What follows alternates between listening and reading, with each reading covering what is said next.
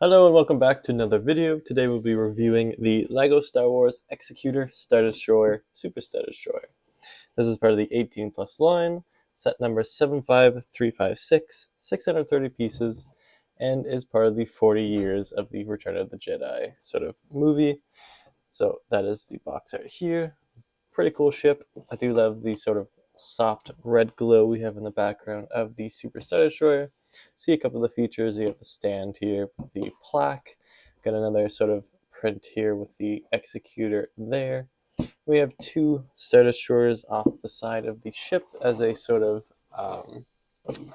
in scale with the actual Super Star Destroyer, which is pretty cool. Looking at the back of the box, you have some dimensions. It's 14 centimeters tall, 5.5 inches, or 43 centimeters long, and 17 inches long. Or wide, I should say. Up at the top right, we have Star Wars. Of course, we have that red glow continuing with a different, sort of slight different angle of the ship. Over here in the bottom left here, we have two different angles, or I guess the same angle, but two different shots. So this is from the actual movie of the Super Star Destroyer, and then we have the Legofied version, which is pretty cool to see side by side, the same kind of angle. And of course, we have the Star Destroyers there off on the distance. Without further ado, that is the box, and we'll take a look at the actual set here in a moment. Before we take a look at the set, let's take a quick look at the actual instructions, the extra pieces, and of course the stickers. Standard instruction manual, nothing too crazy except for the start. Do have a little bit of stuff from the actual design team and sort of their thoughts on the Star Destroyer, which is pretty cool. And a little bit of backstory for it, which is really interesting. Anyway, that's it for that. Extra pieces here, a little bit of extra pieces, and there's a lot of these like little studs here. I'll take a look at what that is in the actual set. And of course, there are no stickers in here, just prints, so that's pretty cool. Here we have the set out and built, and I got to say this is a pretty great set.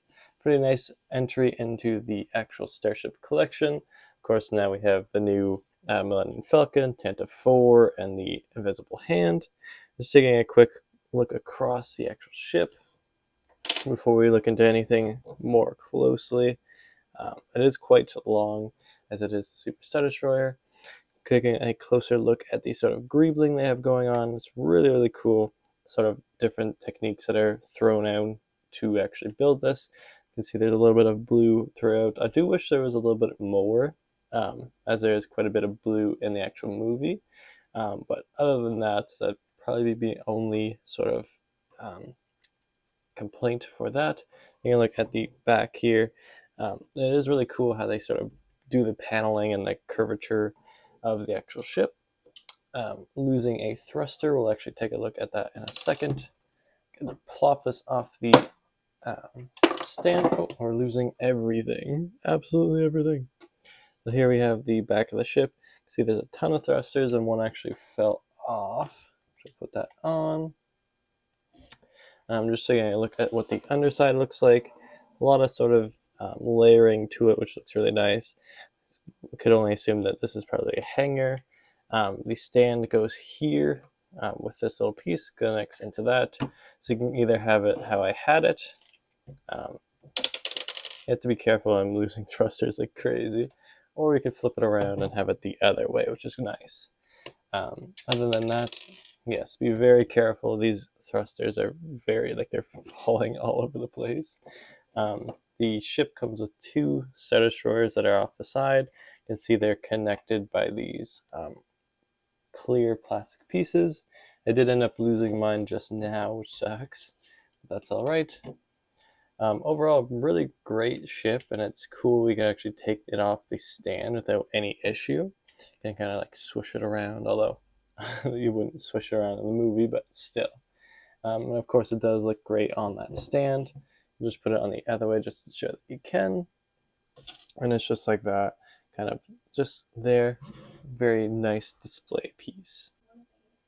Taking a look at the stand, we'll just plop the Star Destroyer for a second so we can get a better look at that.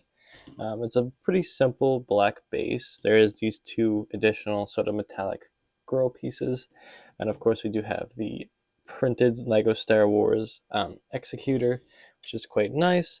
We also get the 40th anniversary Return of the Jedi.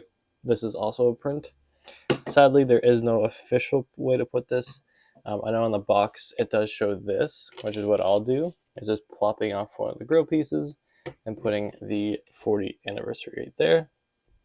Just because having it like off to the side, you'll probably end up losing that. And with that, it just looks a lot better, I do believe. Looking at the back side, nothing too special. You can see a lot of those studs on the other side. There is no prints on this side, just over here. But yeah, nice and simple, but it does serve the trick quite well. And we can see we can also plop it on either side like that, or we could plop it over like this. Does not matter. Kind of, this is how they have it on the box, like this. Oh, just broke it. But yeah, it doesn't matter how you have it. You can have it either way. So some final thoughts as we close the video out. I say this is a great addition to the, well, not addition, it was kind of the first couple sets. I know we had the Nebulon B frigate. Now obviously have this. This is still on the shelves, so you can get it with the newer editions with the Millennium Falcon, Invisible Hand, and the Tantive 4. I do plan on getting those eventually, and I think that'll make a great display kind of all together. The only outlier would be the Invisible Hand, but I can make it work. Overall, I do think this is a good set. I do wish, and this would go for any of the Starship Collection ships that we now have, that there was a figure with it. I feel like that would bolster the overall sort of credit to the ship and stuff. For this, probably like an Imperial officer would have been pretty cool to get, but alas, that didn't happen, and it still isn't happening, which kind of sucks. I feel like that would definitely help in the sales of these sets and the overall value of them. So overall, though, I do think this is a good review, or a good look at the set, and a good addition to your collections. Without further ado, I'll see you in the next review.